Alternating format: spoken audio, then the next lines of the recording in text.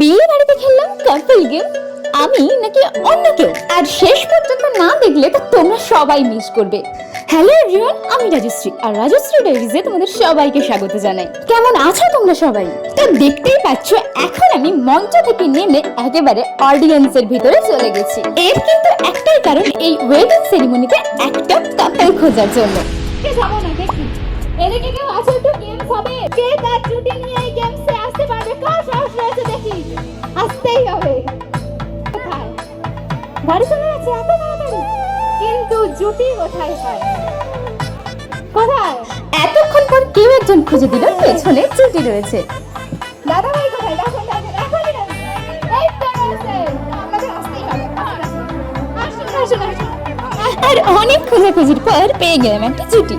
ভাল লাগে হাঁটতে তোর হাত ধরে, ভাবনা তোর আসছে দিন রাত ধরে, ভাল লাগে হাঁটতে তোর আর দিদি হয়তো মঞ্চে এসে গেছে, শুধু দাদা ভাইয়ের আসছে দিন রাত ধরে। দেন দাদা ভাই চলে এলো, গেমটাও শুরু হলো। লেটস গো, তোমরাও এনজয় করো। যেমন শরীফের পছন্দ করি না, যেমন শরীফের পছন্দ করি না, যেমন সাইফের পছন্দ করি না। একটু দিদি ভাই দিকে ঘুরে বলো, তুমি একটু তো আসো। যেমন শরীফের পছন্দ করি না, যেমন সাইফের পছন্দ করি না, যেমন বিকির পছন্দ ক্যাটরিনা, যেমন বিকির পছন্দ ক্যাটরিনা, তেমন আমার শুধুই আর শুধুই পছন্দ তেমন আমার শুধুই আর শুধুই পছন্দ করিশ্মা। করিশ্মা।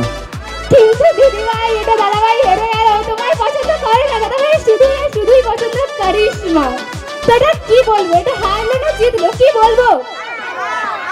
অবভিয়াসলি হারলো, তাই তো অনেক জোরে হাতের তালি হবে। তো একদমই দাদা ভাই আমায় বলে দেওয়া হেরেই গেল গেমটাতে।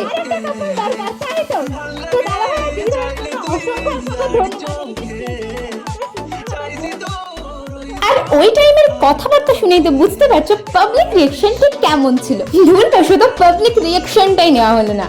তো প্রোগ্রামের এরকম শর্ট শর্ট ভিডিও দেখতে চাইলে কমেন্টে জানিও। পরবর্তী ভিডিওতে আনবো বোনের সাথে অনুষ্ঠানে ঠিক কেমন নাচছিলাম। আজকের মতো এতটাই, বাই, রাধে রাধে।